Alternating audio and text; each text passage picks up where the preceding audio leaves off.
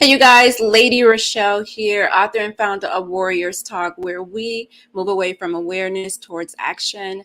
This is 31 Days, 31 Facts in recognition of Breast Cancer Awareness Month. We are on day 8, and we're going to be talking about breast cancer, the leading cause of death among Black women. Let me recognize my sponsor first, which is Emmanuel Church of God in Christ with Pastor Michael Richardson, who goes live every Sunday morning at 10:20 a.m. You can also come live to this congregation at 3058 West Van Buren in Chicago and be there at 10 o'clock a.m. Facebook Live starts at 10:20 for an amazing word of God. So let's hear what he has to say. Greetings, I am Pastor Michael Richardson. And I am First Lady Anastasia Richardson from the Emmanuel Church of God in Christ. We're located at 3058 West Van Buren in Chicago, Illinois. We are building upon a solid foundation. And we're inviting you to join us every Sunday morning on Facebook Live at Emmanuel Kojic at 10:15 Central Standard Time. And you can also view our videos on our YouTube channel at Emmanuel Kojic-MR. Once again, this is Pastor Michael Richardson and First Lady Anastasia Richardson. And we are from the Emmanuel Church of God in Christ. We are building upon a solid foundation. All right, you guys, that is my sponsor. Again, you can come and join the church live in living color Sunday morning at 10 a.m. and we go live at 10:20 on Facebook. So this is day 8, you guys, 31 facts in 31 days in recognition of Breast Cancer Awareness Month. And tonight our topic, which is a part 1, which is the leading cause of death for Black women. Hello, my Leah. Thank you for joining and thank you for sharing the video. I appreciate you so much. So breast cancer, the leading cause of death among Black women. Again, this is a part 1. I will do part 2 on Monday, so you don't want to miss that one. It will be more in detail. So let's just jump right in because I don't want to drag the show out. So number 1 reason why breast cancer is the leading cause of death in Black women, right? Why is that? Why, when it comes to just about any type of disease, African-American women are like at the top of the charts, right? For some reason, we're at the top of the charts for just about every disease out there. You got diabetes, you got heart disease, you got lupus, all these different diseases. And for some reason, African-American, we're just at the top of those charts and not sure why. So we are right now, it has been announced, it is documented that breast cancer is the leading cause of death for Black women. So there was a new report that came out actually in February by the American Cancer Society, and they indicated that now cancer has surpassed lung cancer in the leading cause of death for Black women. Now, lung cancer is still the leading cause of death worldwide, right? But when it comes to Black women, breast cancer is taking us out of here so fast. So fast. Number 2, Black women in the U.S. are more likely than any other racial group. We're likely to die from breast cancer. In fact, 40% more likely to die than white women. Now, Black women, our incidence of breast cancer is less than white women, which means we are not being diagnosed more than white women, right? We're not. But for some reason, when we are diagnosed, we tend to die. Breast cancer tends to be more aggressive. We tend to have more poor outcomes when it comes to breast cancer for African-American women. Not that we're not going to get our mammograms, and not that we're not being vigilant about our breasts. It's just that for some reason, when we are diagnosed, we tend to have a poor outcome for breast cancer. And it says African Americans, we're twice as likely to be diagnosed compared to Caucasian women, but our mortality rate is 3 times more the rate than that of Caucasian women. It's like, what are we doing wrong? When you think about it, it's like, okay, as a Black woman, I just want to know, what are we doing so wrong that when we're diagnosed with the same disease as another race, we, for some reason, don't make it? Are we given the same treatment? You would think that we all are given the same treatment, maybe a different type of regimen, but you would think that we're all given the same treatment. We should have similar outcomes. And so I'm not mentioning some of the people may have other health issues going on. They may have diabetes, they may have heart disease, they may have had a stroke, they may have had lupus, they may have grave disease, and maybe other diseases, other things, health ailments going on that may contribute to that. But I know we're not the only ones dealing with those either. So why is breast cancer the leading cause of death for African American women? So number 3, breast cancer is also the most common cancer among African American women. In 2019, about 33,840 new cases of breast cancer was expected to occur in African American women in the US, right? For some reason, our numbers keep going up and up, and something has to be done about it. So what can we do as an African American woman to lessen the chances of us getting breast cancer, right? There's so many things out there that they're telling us to do, and some of us are doing those things and still are being diagnosed with breast cancer. So I always say, until God allows a cure to come about, then we're probably going to be in the same predicament. So why do you think that the survival rates look like this? Why do you think that we are 40% more likely to die than that of a Caucasian woman or any other race? Why do you think that? Why do you think African American women are missing the mark when it comes to this? Or are we missing the mark? Is it really Is it really our fault? Is the blame really to be placed on us? Is it something that we're doing wrong? Right. So it says there are many possible reasons for these differences in the survival rates, and one of them could be the difference in the tumor biology and genetics. So we know that our body makeup is different than that of a Caucasian. Totally different. We do know that, right? So that could be one reason why it's like, okay, the tumors are different. So when they're treating you, they may be using the same medicine that they're going to use on the Caucasian, and for some reason it's not working for our bodies, right? For some reason it doesn't work for us. And this could have to do with clinical trials. I always mention clinical trials when they are inventing these different medicines. They say that African American women do not volunteer for clinical trials. So we are not there at the table when the medicine is being um, invented, thought of, how they're going to treat. We're not there, or enough of us are not there. So the medicine, when they do give us the medicine, it don't work for us. Why? Because it wasn't tested on our bodies, right? It was tested on Caucasians. It wasn't tested on us. So therefore, when they're trying to treat us, we don't respond good to the medicine. So what does that say? More African American women, people, need to be involved in clinical trials. And I know that there's a mistrust of, the medical system, the health system, to say, I don't want to be in no trial. I don't want to be no guinea pig. They're not going to be doing this stuff on me. But then how are we supposed to level the playing field when it comes to these high numbers, right? The high mortality rate, if we're not there at the table when this medicine is being created, so that we know if we're there at the table. Now, if we're there at the table, we could take that away when these death rates are still high. When enough of us are at that table and the numbers are still high, then they can't. That's one thing that they can't blame it on, because we're present, we're there, we're showing up.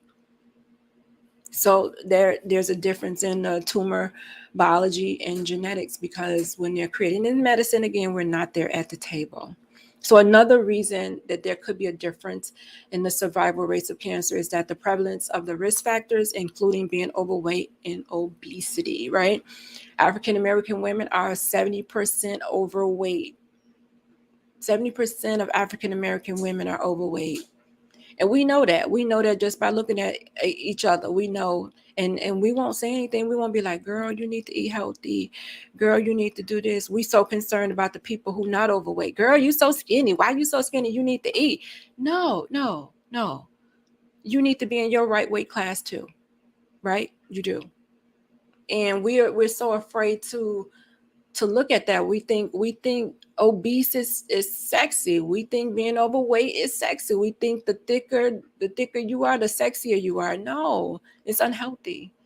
It's unhealthy, especially when it leads to diabetes, especially when it leads to heart disease, especially when it leads to cancer. It's not healthy.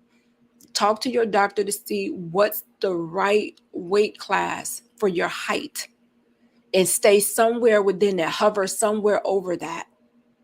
So that means, what do you have to do? You got to get moving. You got to exercise. You got to watch what you put in your mouth. All of that plays a role in you being overweight. I don't care if it's emotional eating or not. At some point, you got to say, my health is more important than emotional eating. Me being here long term and healthy is more important than emotional eating. So the risk factor, being overweight, is one of the things that is keeping us in that high mortality rate. And this is something that we control. We can control our weight. We can control what we put in our mouths. We can control getting moving, exercising. So we're talking about breast cancer being the leading cause of death for African American women, and this is one of the possible reasons why the survival rate is like it is. So it says, number 3, barriers to quality healthcare access, such as not having health insurance. If you don't have health insurance, you're not even going to go to the doctor. You're not going to go. You may go if it's like an emergency, if it was an injury, it was a car accident, you hurt yourself, and you just have to go. You don't have a choice. You may go then, but to go for a routine preventive schedule appointment, no, you're not going to go, because you don't have the money to go. You don't have insurance. And it's just that simple. I mean, how do you get around that? How do you get around then not having insurance? You get on the state insurance. The state has insurance. If you don't have insurance, you apply. You apply for the insurance. They may not give you the food stamps. They may not give you the cash, but you can I get the health insurance, right? So that you'll be able to schedule these appointments that they have for prevention. They have these appointments where you go 40 for the mammogram, right? Now it's 45 for the colonoscopy, so that you can go and get these preventive routine things that will help you decrease your risk of cancer. So if you don't have health insurance, then look into the state insurance to see how you can be covered. For mammograms, they have programs out here where you can get a free mammogram. You don't necessarily have to pay. They have programs. You can look up Equal Hope. Equal Hope is one of the organizations that will help you get mammograms. So that's no excuse. Not having health insurance is no excuse, especially when it comes to mammograms. Especially when the state has insurance, you just got to apply. Or get a job, find a job that has health insurance. Number 4, reason why the survival rates for African American women is slim. It says health behaviors, including not completing breast cancer treatment. We don't follow up. We don't follow through. We get busy with life, taking care of everybody else but ourselves for some reason. Maybe we're afraid to go back. Maybe we're too sick to go back. But they're saying these are our health behaviors that is causing us to have this 40% mortality rate than any other race, right? Than the Caucasian race. Because we're not completing treatment, or we're delaying treatment. We're skipping treatment. We're breaking treatment.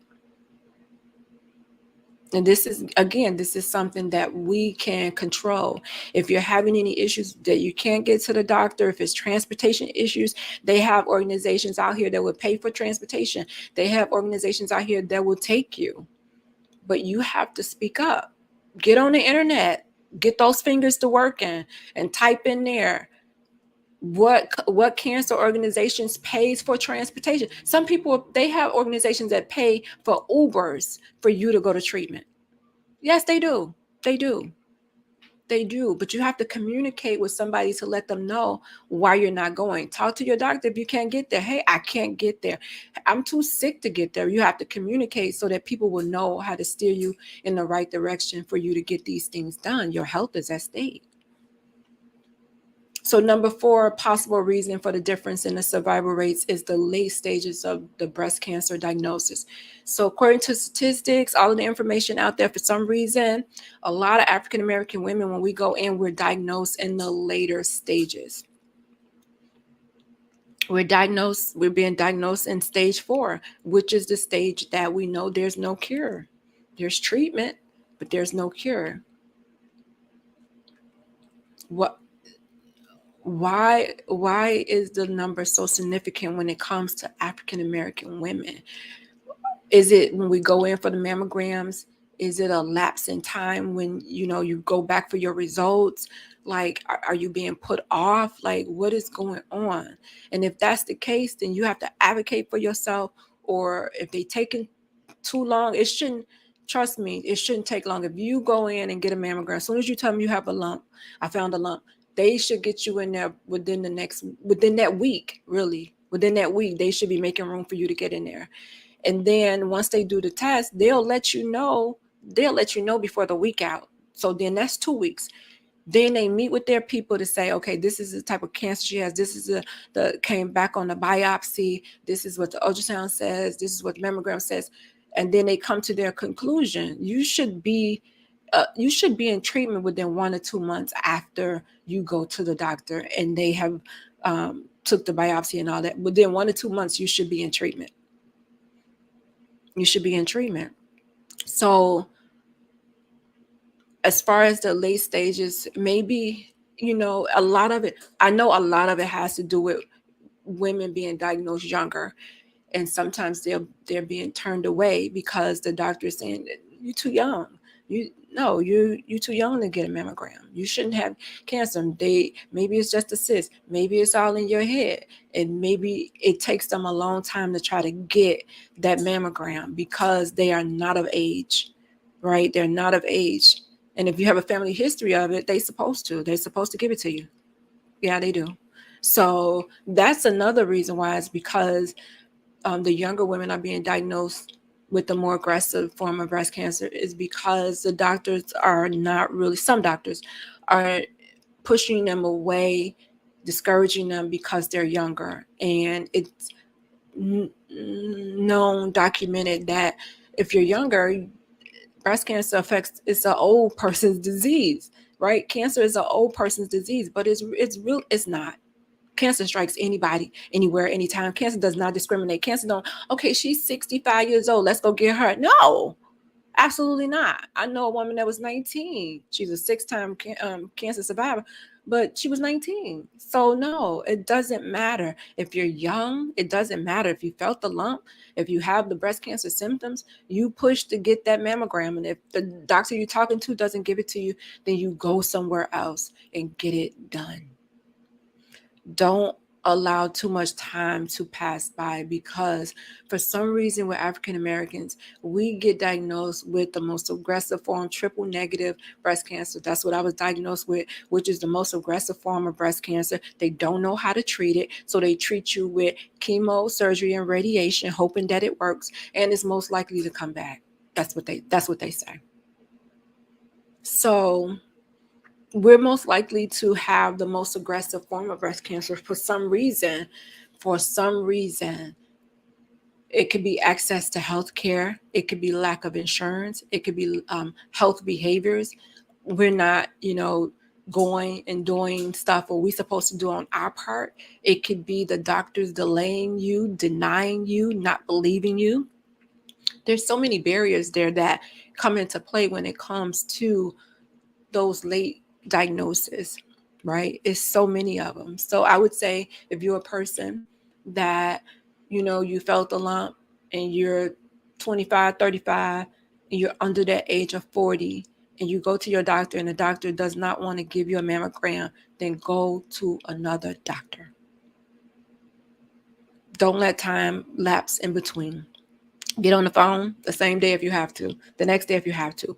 Call Equal Hope and say, hey, I need help getting a mammogram because my doctor won't do it because I'm this age. Get it done. Get it done. The purpose of the mammogram is to screen for early detection of breast cancer, right? In the earliest stages, stage 1, stage 0, stage 1. the early stages of breast cancer. That's what the mammogram is there for, right? Because when you're in the early stages, the 0, the 1, the 2, those are the stages where you have more treatment options, right? And your outcomes tend to be better. So that's my advice to you when it comes to breast cancer being the leading cause of death among African American women. It does not have to be if we do our part. It does not have to be if we advocate for each other. It does not have to be. There's so many organizations out here that have information on breast cancer, on transportation if you don't know, if you can't get there. It's so many different organizations that will help you get a free mammogram, so you don't have to let the lack or no health care, you know, cheapen you or rob you of, your right to go and, have health care and get your mammogram done. So I encourage you to do that. I encourage you to put your health first, right? Put yourself first. If you're a woman and you're busy taking care of family, put yourself first, because you're not going to be able to take care of your family if you're half full. If you're half full. So take care of you first, and then you can pour into everybody else in your family. All right, you guys, that is day 8. Again, breast cancer is the leading cause of death for Black women. It doesn't have to be. I just want to advertise my 6th annual Survivors Night of Reflection Gala, you guys, that's coming up. I'm so excited. These survivors are registering. They are registering. They are registering. And I'm so excited that God is just all over this event. Again, it's the 6th annual Survivors Night of Reflection Gala. Our theme is a season to emerge. And this is taking place on Saturday, October the 22nd, 12 p.m. to 4 p.m. at the Crystal Sky Banquet Hall, 7941 West 47th Street in McCook, which is not too far from Chicago. If you are a survivor, then your cost is free. I just need you to register, because I like to give awards to my survivors, and I want to know what name I put on this award. If you don't register or don't register in time, then you may not receive award that night. I may have to give it to you at another time. So I want to be able to celebrate all the survivors that night. So get in and register as soon as possible. Bring your family, your loved ones with you to celebrate on that day. Their cost, if they're not a survivor, is going to be $40. And we're going to give away awards that night. Mylea says she's looking forward to the event. Thanks again for sharing the information. Thank you, Mylea, for being faithful and coming on and listening and getting this information. I appreciate you for sharing it out so that others may be educated and they don't have to be in the dark. Take this information and turn that awareness into action. So on that night, you guys, we're going to give away a Survivor of the Year award, a Community Service of the Year award, a Caregiver of the Year award, and then we're going to award a warrior in the battle who is having financial difficulties. We're going to award them with some money on that night. We're looking for vendor opportunities. If you want to be a vendor where you can showcase your products, your merchandise, it would be $50 that night, you guys. And if you would like to be a sponsor, you can go to Eventbrite and type in Survivors Night of Reflection Gala. We have a $100 silver packet for sponsorship, $250 gold packet, and then the event sponsor is $750. And some of the stuff that's included in the event sponsor is you get 6 months of advertising with Warriors Talk. You get to be a guest on Warriors Talk show. You get to speak that night to everybody that's there in the audience. You get to have a table where you can display your merchandise. You get a table of 8 for 8 people to come with you, and they all get swag bags. So that's just some of the things that come with the event sponsor. So I am looking for you to go over to eventbrite.com. Again, type in Survivors Night of Reflection Gala. And if you want to nominate somebody for the Survivor of the Year, Community Service of the Year, Caregiver of the Year, and the Warrior in Battle, that's the financial needs for that person, do it at warriorstalk1@gmail.com. So thanks again, you guys, for tuning in to Warriors Talk with author and founder Lady ReShell, where we are changing lives one warrior at a time.